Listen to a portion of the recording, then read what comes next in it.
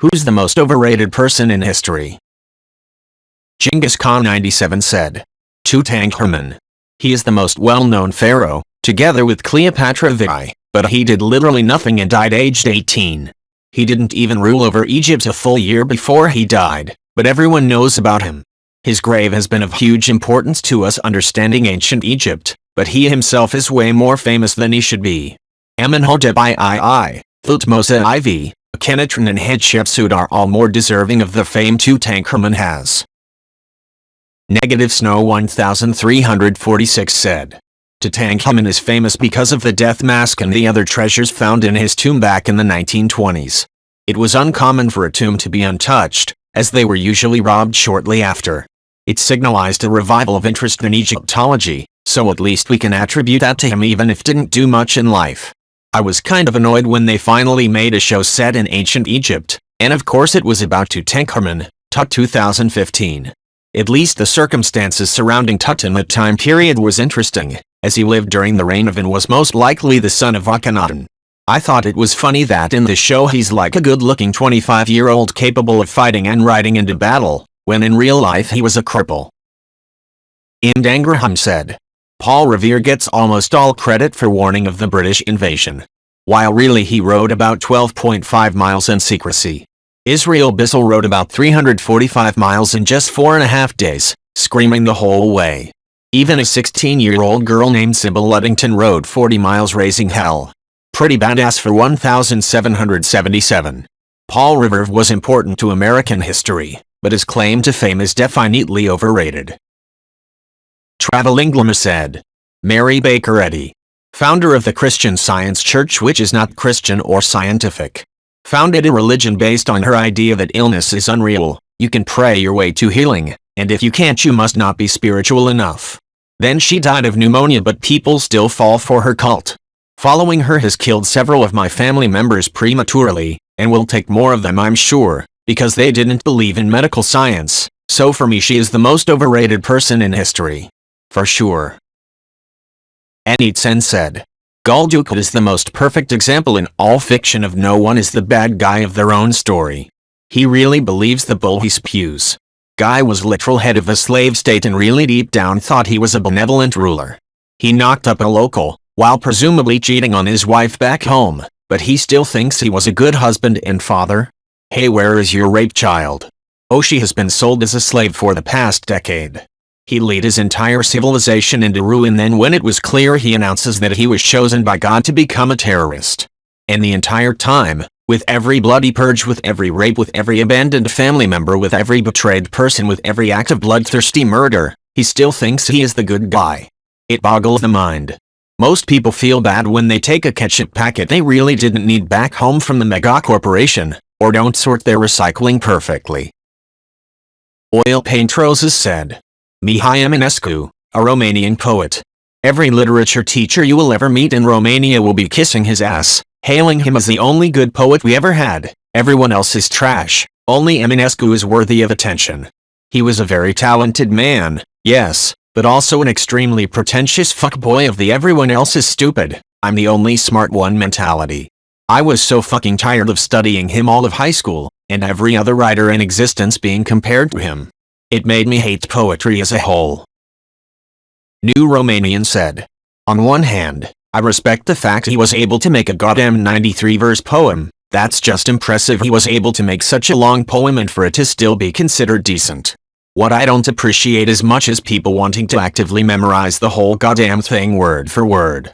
Like, you do mate, but this is over 100 years old poem that won't help you whatsoever in life. It's completely useless and is just a flex at best. Okay, Mathematician 2087 said. I did 2 years in Korea with the army, 2015 to 2017. Trump's Rocket Man speech at the UN had everyone on the pen preparing for nuclear war. I called my parents to remind them what my will said, something I didn't feel the need to do during either of my Afghanistan tours. I didn't say this in jest at all. While I don't dispute the impact of his life from North Korea, in terms of overall for the planet, I think that the implication he was somehow capable of triggering a war across all of that part of Asia was overblown. These days, Their technology is sufficiently advanced that they could definitely kick off an East Asian war. In the 80s and 90s, not so much. As Muskarch said, Hitler. Sure, everyone know he is evil, but somehow he gets credit for being economic and military genius. He was not. He fucked up German economy while showing short-term profit doing an economic equivalent of slaughtering 100% of cows on a milk farm. Then he gambled by invading neighboring countries to plunder them and make up shortfall of German economy. This gamble held up only for so long and eventually his bluff was called. Nothing genius or smart about any of this. OK Mathematician 2087 said. Yeah, one of my history professors in college said that if only Hitler's genius had abandoned him along with his sanity, Germany might have collapsed at least 2 years before it actually did. I took issue with that, because I think Hitler was an F-moron, but in terms of manipulation, he really was a genius. Also, don't even bother trying to read Mein Kampf. We had to read a chapter for a history on the Holocaust, and I only made it 3 pages. Even saying it might have been a bad translation does not describe how shitty that book was. There's no way anyone actually read it all the way through. It's unreadable. A Play Part 5 said, while the joke is funny, it's not quite accurate. A CEO commands the ship. Apple almost failed completely. They brought Jobs back and it made one hell of a turnaround. Of course he didn't invent the iPhone or anything. But he allocates where the resources should go. A company can thrive or die by their leader. I'm not a huge Apple fan, don't own any Apple products. But just saying that a CEO is very important, especially in turning a company in the way towards profits. Artreblocks23 said, even if he had little to do with India's overall independence, he had sacrificed a lot and inspired millions to protest against the British. But of course, the freedom of India came from the cooperation of everyone in the United Nations thing. But I believe Gandhi earned the respect he gained. My life is my message, Mahatma Gandhi. Edit. I take back everything I said. I just spoke from what I knew about him from school and other people talking about his legacy, but I just recently read about him being a pedophile, a sexual offender, etc. Wilder G. Plum said, Dear Ted, what has happened to us? I don't know. I feel myself in a spiral, going down down down, into a black hole from which there is no escape. No brightness. And loud in my ears from every side I hear, failure, failure, failure, I love you so much. I am too old and enmeshed in everything you do and are, that I cannot conceive of life without you. My going will leave quite a rumor, but you can say I was overworked and overwrought. Your reputation with your friends and fans will not be harmed. Sometimes think of the fun we had all through the years. Ergator said. Edison. Fuck that guy. He was an asshole and he didn't invent anything. His hired team did. And the good light bulb? He bought a patent and had his team develop one that would burn out so we would have to continuously buy more. Power lines? Tesla would have provided free energy to the entire planet, but Edison cut the funding because they couldn't charge us by the unit with wireless energy systems. Seriously, one of the worst humans ever to exist. Oh yeah, and he electrocuted animals in public to defend DC and then proceeded to profit from AC tech when he lost that battle. Zajfo said, Tesla's wireless energy idea was a pipe dream at best and a straight-up scam at worst. Light, and the whole electromagnetic spectrum, disperse relative to the inverse square. As distance increases, the lost energy scales so quickly that wireless power over more than a few millimeters is not practical. It's why wireless chargers require physical contact with the device.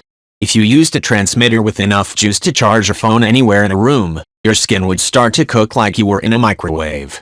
But hey, your phone would be charged. It's also the same law that causes radio stations to have a limited range, get too far from the broadcaster, and the signal is so decayed that it's indistinguishable from cosmic background radiation. I'm not saying Edison wasn't scummy, but Tesla's ideas about global wireless power are solidly in the realm of science fiction based off what we know today about physics. Serker said, wireless energy transmission is possible as long as you are in the reactive near field, which is basically a range of 0.159 times the wavelength. In this case, you don't have an electromagnetic wave but direct coupling via the magnetic or electric field, and you actually notice the changing load by the receiver at the transmitter. As soon as you are in the far field, which starts at 4 times the wavelength, you only get very minuscule amounts of energy back. Technically, solar energy is a kind of wireless energy transmission, and if you look at the total efficiency, it's basically zero. I'm not talking the efficiency of the panels themselves, but the transmitter, sun, power in relation what you get.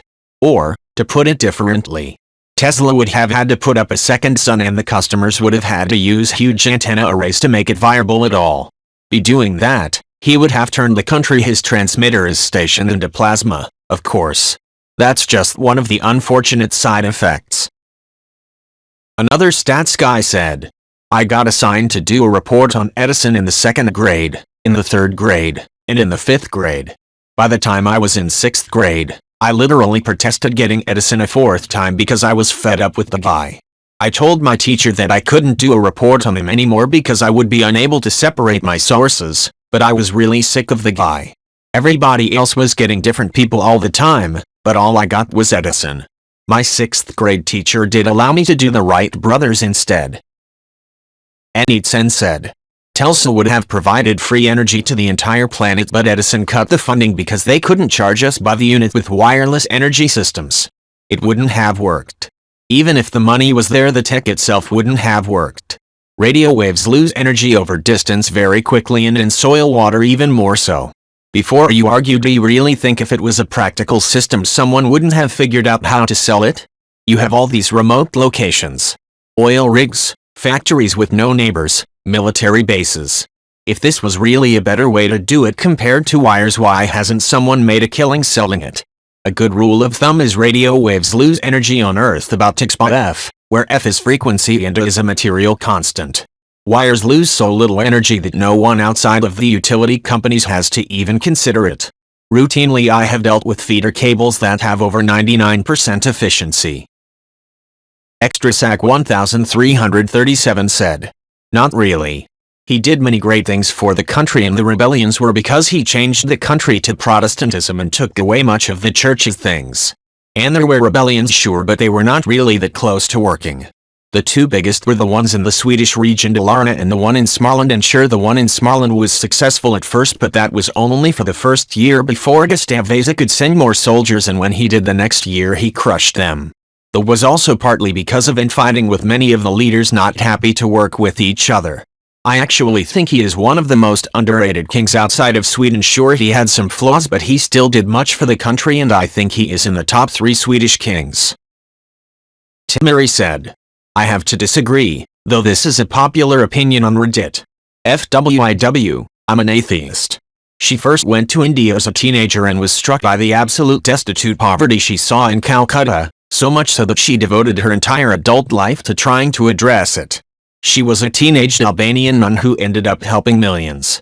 Most of the criticisms of her come from Christopher Hitchens' book on atheism, and all of them are second-hand accounts of things she apparently said.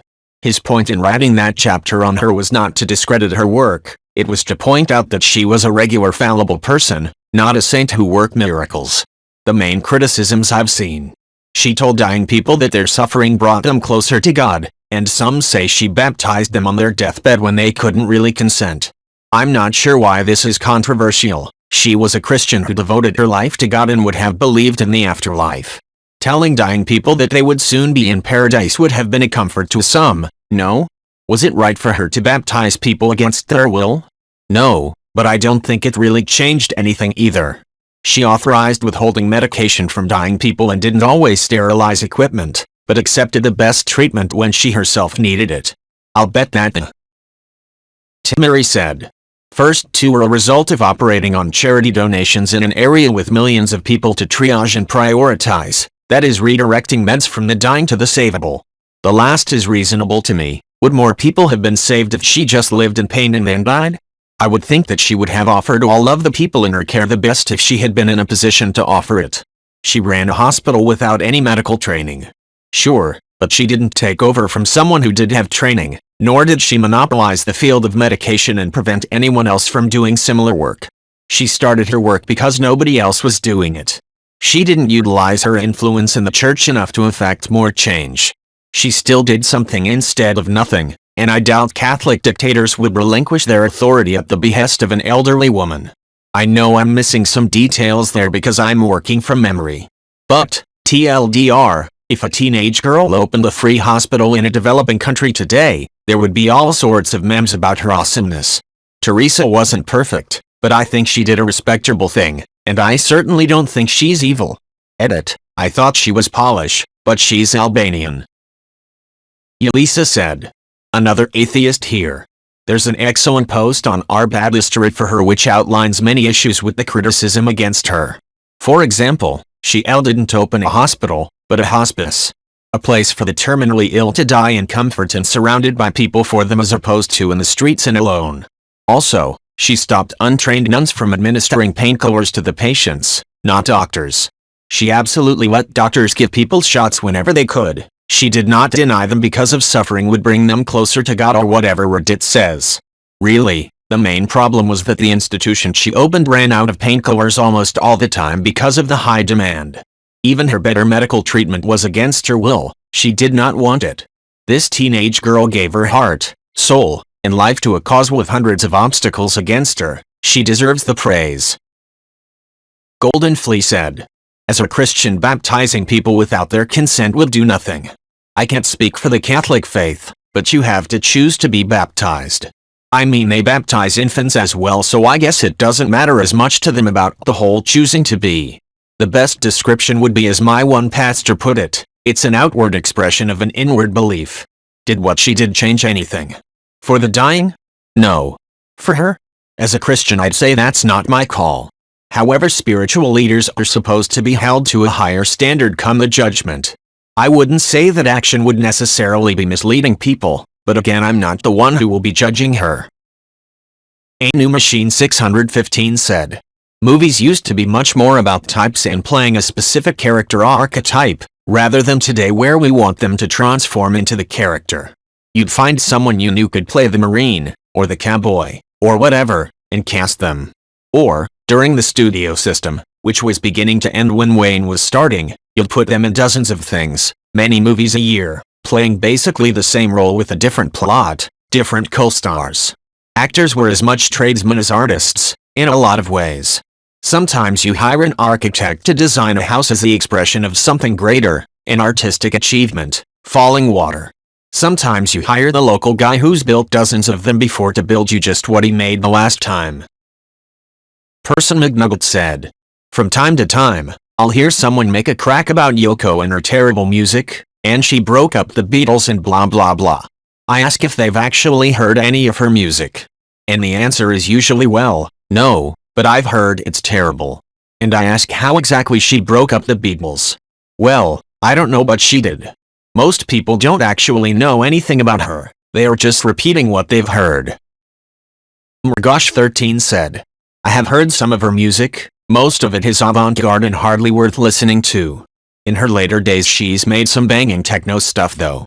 And her breaking up the Beatles is just bullshit, people just like to hate on her. But the real culprit of them breaking up, on all accounts, was McCartney. And it was over, what else? Money. I do agree that Lennon became a bit of an insufferable dick in his later days, although he still made some amazing albums post-Beatles. Mildly Opinionated said. I'd have to say Columbus for reasons that are obvious to most. Arguably Chairman Mao or Mussolini, as they're both worshipped by a large number of people to this day in their respective countries despite the rest of the world realizing that they were fucked up and largely incompetent. Yeah, Mao was a decent commander but he was incompetent at everything else. Perhaps Hitler. People mostly admit he was fucked, but many are under the impression he was some sort of tactical, political and economic genius at the same time when he wasn't any of those things. He was just an angry racist with no morality to speak of, which allowed him to burn down the Reichstag and lie about it for power. Sensei Razo said. Nelson Mandela? As a South African, I know how people from other countries talk about him like he's the second coming of Christ or whatever, but dude, all he did was spend 27 years in jail, got out, became president after apartheid ended, which he helped contribute, and then kinda chilled and did some celebrity type shit after his presidency ended. How you guys, the world, allowed him to become such a prominent figure still baffles me to this day. I still think he's a great person but sometimes feel like the world saw him differently to how we did. Arkle Lexington said. Barack Obama. He's made to be some savior or super amazing president, but in reality he's responsible for so much bloodshed in the Middle East, and him being president didn't do shit for racial equality. He's in between two presidents that are easy to make fun of and can speak well, and people act like he's Jesus. So many things wrong with him and how he's revered as this amazing person. Especially outside the US. Sat in office for 8 years, got nothing done except letting Israel bomb Palestine and destroying Iraq and ignoring China's concentration camps and making the border situation worse and who knows what else.